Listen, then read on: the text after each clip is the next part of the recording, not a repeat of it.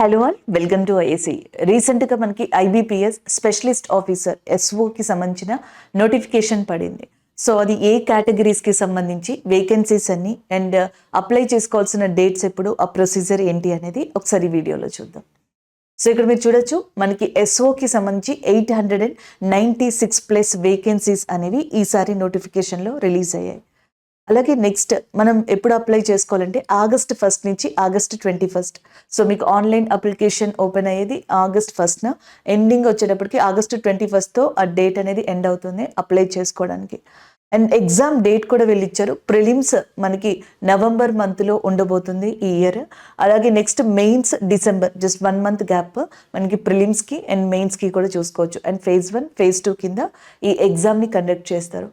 So మనకి ఎవరు దీనికి అర్హులు అంటే ఎవరు క్వాలిఫైడ్గా ఉంటారు, ఎడ్యుకేషన్ క్వాలిఫికేషన్ ఏం కావాలి, సో దీనికి అప్లై చేసుకోవాలి అనుకున్నట్టయితే విత్ మెన్షన్డ్ స్ట్రీమ్స్ అని చెప్పేసి అన్నారు. అంటే ఈ ఇయర్ August 21 నాటికి వీళ్ళు మెన్షన్ చేసిన స్ట్రీమ్స్ ఏవైతే ఉన్నాయో అందులో గ్రాడ్యుయేషన్ అనేది కంప్లీట్ అయి ఉండాలి.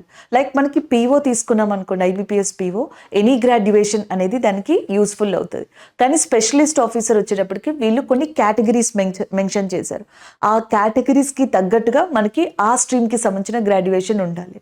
సో ఒకసారి ఇక్కడ చూడొచ్చు, ఏజ్ వచ్చేటప్పటికి minimum 20 years and maximum 30 years.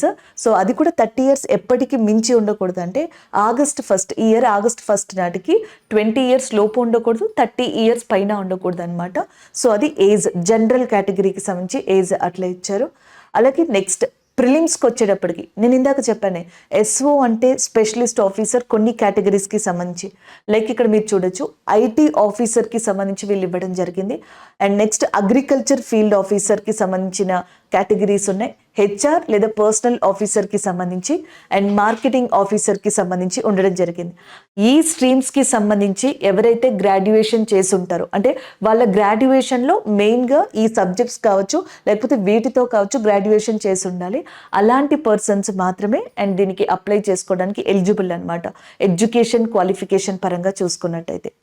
ఇక వీళ్ళు అప్లై చేసిన తర్వాత మీకు ప్రిలిమ్స్ ఎలా ఉండబోతుంది అంటే సేమ్ లైక్ పీఓ లాగే యాప్టిట్యూడ్, రీజనింగ్, ఇంగ్లీష్ ఉంటాయి. So number of questions each subject నుంచి 50 questions, ఒక్కొక్క దానికి కూడా జనరల్గా చూసుకున్నట్టయితే. సో ఇక్కడ ఇంగ్లీష్ వరకు మాత్రం మీకు మార్క్స్ 25 అండ్ నెక్స్ట్ రీజనింగ్, యాప్టిట్యూడ్లో మార్క్స్ 50 ఉంటాయి. ఓవరాల్గా 150 questions 125 marksకి ఉండడం జరుగుతుంది అనమాట. సో నెక్స్ట్ వచ్చేటప్పటికి మీరు సెక్షన్ టైం అనేది జనరల్గా చూసుకున్నట్టయితే సో 40 minutes అనేది ఈచ్ అండ్ ఎవ్రీ సబ్జెక్ట్కి ఇవ్వడం జరుగుతుంది. అంటే మీరు ఈ సబ్జెక్ట్ క్వశ్చన్స్ అటెంప్ట్ చేయడం స్టార్ట్ చేశారనుకోండి, సో మీరు స్టార్ట్ చేసిన 40 minutesకి ఈ సబ్జెక్ట్ సెషన్ అనేది ఎండ్ అయిపోతుంది అనమాట. ఎవ్రీ సబ్జెక్ట్కి కూడా టైం అనేది ఇక్కడ మనకి మెన్షన్ చేయడం జరిగింది. ఓవరాల్గా 2 hours. సో ఇది ప్రిలిమ్స్కి సంబంధించి. మెయిన్స్లో వచ్చేటప్పటికి as per that stream mention చేస్తారు కదా, మీరు ఏ స్ట్రీమ్కి అయితే మెన్షన్ చేస్తున్నారో, దేనికైతే అప్లై చేస్తున్నారో, సో దానికి తగ్గట్టుగా ప్రొఫెషనల్ నాలెడ్జ్ మీద 60 questions 60 marksకి ఇవ్వడం జరుగుతుంది. ఇది బోత్ ఇంగ్లీష్ అండ్ హిందీ మీడియంస్లో అవైలబుల్ ఉంటుంది అనమాట మెయిన్స్ ఎగ్జామ్ అనేది. అలాగే డ్యూరేషన్ 45 minutes. 45 minutesలో మీరు 60 questionsకి ఆన్సర్ చేయాల్సి ఉంటుంది. పర్టిక్యులర్ మీరు ఏ స్ట్రీమ్కి సంబంధించి అప్లై చేశారో, మీ గ్రాడ్యుయేషన్ ఏ స్ట్రీమ్కి సంబంధించి ఉందో, సో దానికి సంబంధించిన ప్రొఫెషనల్ నాలెడ్జ్ మీద మెయిన్స్ ఎగ్జామ్ అనేది ఉంటుంది. సో అది phase 1 ప్రిలిమ్స్ అండ్ phase 2 వచ్చేటప్పటికి మెయిన్స్ ఉంటుంది. అలాగే నెక్స్ట్ ఈ 2 కంప్లీట్ అయిపోతే అండ్ ఫైనల్గా మనకి ఇంటర్వ్యూ అనేది ఉంటుంది. సో ఒకవేళ ఇంటర్వ్యూ క్లియర్ చేస్తే ఫైనల్ సెలెక్షన్ ఏదైతే ఉంటుందో మనకి సెలెక్టెడ్ క్యాండిడేట్స్కి సంబంధించి సో అది మనకి ఇవ్వడం జరుగుతుంది. అండ్ ఇది టోటల్ ప్రొసీజర్గా చెప్పొచ్చు ఐబీపీఎస్ ఎస్ఓ స్పెషలిస్ట్ ఆఫీసర్కి సంబంధించి. సో రీసెంట్గానే IBPS PO, IBPS SO 2 notifications కూడా రిలీజ్ అయ్యాయి.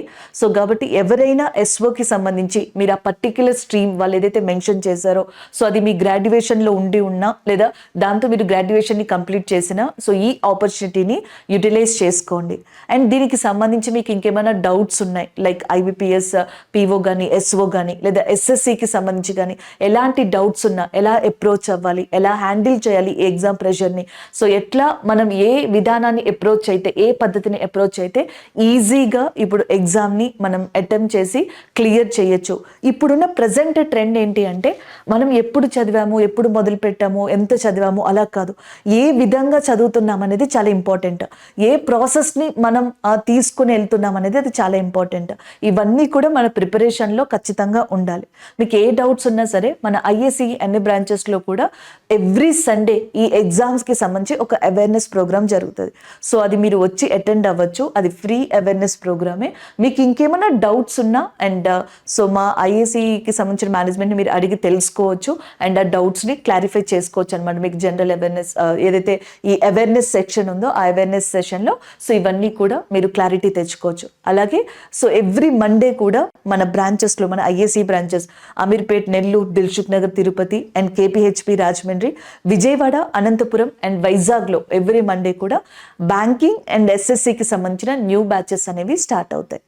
అండ్ మీరు జాబ్ కొట్టే వరకు కూడా డిఫరెంట్ కైండ్ ఆఫ్ ప్రోగ్రామ్స్తో, అవి మ్యారథాన్స్ కావచ్చు, లేకపోతే పేపర్ ఎక్స్ప్లెనేషన్స్ కావచ్చు.